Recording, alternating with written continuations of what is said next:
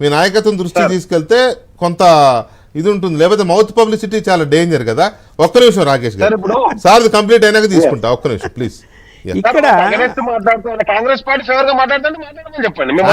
ఆయన కాంగ్రెస్ పార్టీ కాదులే, ఆయన కొద్దిగా ఆయన లైన్ వేరు ఉంటుంది, తర్వాత చెప్తాను. నేను కాంగ్రెస్ పార్టీ కాదులే, ఆయన వదిలే, నువ్వు అట్లా అనుకోకు. లేదు సార్, ఇద్దరు కాంగ్రెస్ పార్టీలతో మాట్లాడించారు, మూడో కాంగ్రెస్ పార్టీ మాట్లాడతాను కానీ మేము ఒప్పుకుంటాం. మాకేం లేదు సార్, మేము తప్పకుండా వెంకటకృష్ణ గారు మేము రాజకీయ పార్టీ రాకేష్ అట్లా అట్లా కాదు కదా, దాన్ని అట్లా క్రియేట్ చేయాలని అనుకోకు దయచేసి.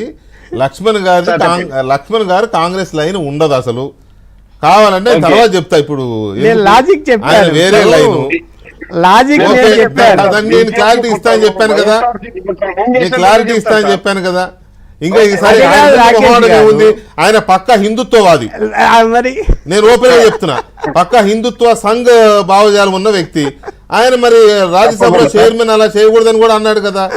సో దానికే రైట్. ఎనీవే ఒక్క నిమిషం ప్లీజ్.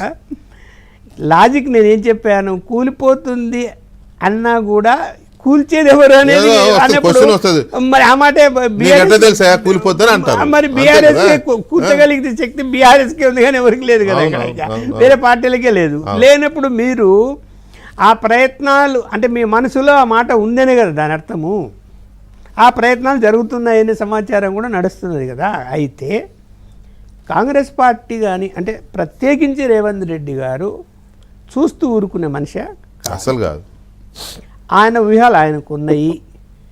ఆయన ఎందుకు గెలిచారు 5-6 మంది ఎమ్మెల్యేలు వెళ్ళి, బీఆర్ఎస్ ఎమ్మెల్యేలు ఎందుకు అపాయింట్మెంట్ ఇచ్చాడు, దాని అంతరార్థం ఏంది? కేసీఆర్ గారు కూడా ఇండైరెక్ట్ గా అన్నాడు కాంగ్రెస్ వలలో పడొద్దు అని, అంటే వల పడుతుందనే కదా అర్థం. ఇప్పుడు అసలు మీ కంట్రోల్లో వాళ్ళు ఉంటే మీకు తెలియకుండా వాళ్ళు ఎట్లా రేవంత్ రెడ్డి గారిని కలిశారు, కలిసిన తర్వాత వాళ్ళ మధ్య ఏం జరిగింది మీకు సమాచారం ఉంటే చెప్పండి చూద్దాం. నాకైతే సమాచారం ఉంది. మీకుందా? ఉంది.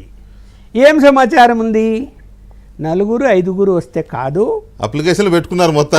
4 వస్తే 5 వస్తే కాదు, పార్టీ చీలి విలీనం చేసేటువంటి సంఖ్య కావాలి కాంగ్రెస్ పార్టీ వైపు నుంచి. ఆ సంఖ్య కోసం ఎదురు చూస్తాం. ఓకే, అది టైం పట్టినా వెయిట్, హీ విల్ వెయిట్. కాబట్టి ఇప్పుడు పార్లమెంట్ ఎన్నికలు వస్తే అట్లా రండి, అంతే కదా.